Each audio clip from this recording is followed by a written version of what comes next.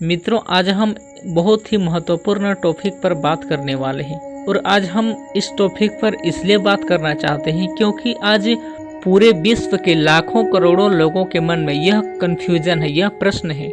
आज लोग इस चीज को समझ नहीं पा रहे हैं और वह प्रश्न है, क्या नरेंद्र मोदी भगवान कल्कि के अवतार हैं? तो आइए मित्रों, आज के इस वीडियो में हम आपको इसी बारे में बताते हैं। नमस्कार मित्रों, स्वागत है आपका अपने YouTube चैनल तन्नू टुडे में। अगर अभी तक आपने हमारे चैनल को सब्सक्राइब नहीं किया है तो चैनल को सब्सक्राइब करने के साथ साथ नोटिफिकेशन बेल को ऑन कर दीजिए ताकि इसी तरह के वीडियो आपको मिलता रहे। आइए आज के इस वीडियो को हम शुरू करते हैं। मित्रों, पूरे वर्ल्ड में सनातन धर्म ही सबसे पुराना धर्म है और सबसे ज़्यादा अगर आस्था किसी धर्म में है तो वह सनातन धर्म में ही है। और यह सनातन धर्म जिसके चलते ही आज पूरी दुनिया टिकी हुई है और इनके बताए नियमों को लेकर ही आज पूरी दुनिया चलती है।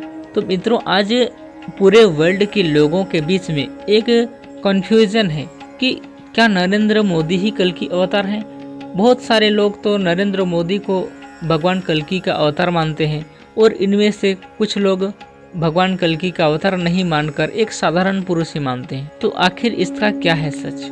इस सच को जानने से पहले हम आपको कुछ उदाहरण देना चाहते हैं। आप इस पर जरा गौर कीजिएगा, आपको खुद ही समझ में आ जाएगा कि मैं आपसे क्या कहने वाला हूँ और क्या वास्तविक है। सबसे पहले हम जानते हैं कि जब भगवान का अवतार होता है तो उससे पहले भी कुछ संकेत देखने को मिलते हैं। तो मान के चलिए कि कुछ संकेत देखने को मिले होंगे मोदी जी के जन्म से पहले, तो जिसका हमें मान के चलिए कि जिसका हमें ज्ञात नहीं है, आपको ज्ञात नहीं है, और हो सकता है कि उस समय कुछ ऐसी घटनाएं घटी हों तो जिसकी जानकारी हमें नहीं है। अब उसके बाद में आता है भगवान की बाल लीलाएं।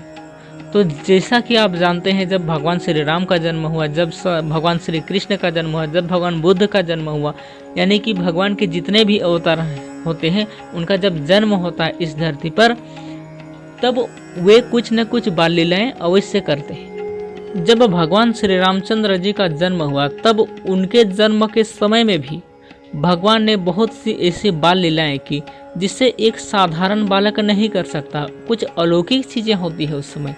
भगवान श्री कृष्ण के जन्म के समय की तो बात ही छोड़ दीजिए, उनकी बाल लीलाओं के बारे में तो कौन नहीं जानता।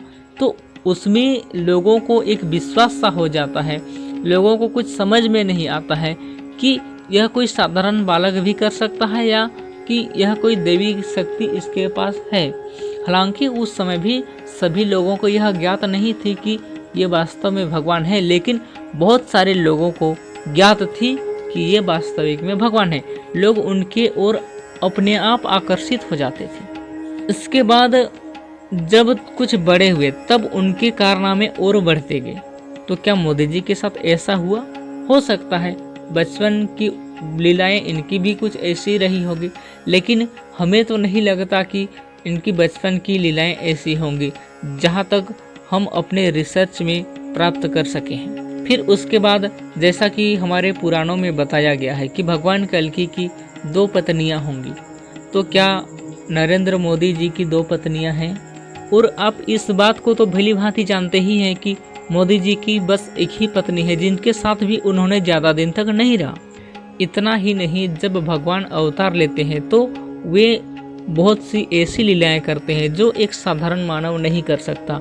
मैं मानता हूं कि नरेंद्र मोदी जी कोई अवतारी पुरुष हो सकते हैं, किसी देवता के अवतार हो सकते हैं, लेकिन इसका मतलब यह नहीं है कि वही विष्णु के 10वें अवतार यानी कि कल्कि अवतार हैं। ऐसा नहीं है। इस बारे में आपका क्या विचार है, आप हमें कमेंट करके ज़रूर बताएं। अगर वीडियो अच्छा लगे तो एक लाइक अवश्य कीजिएगा।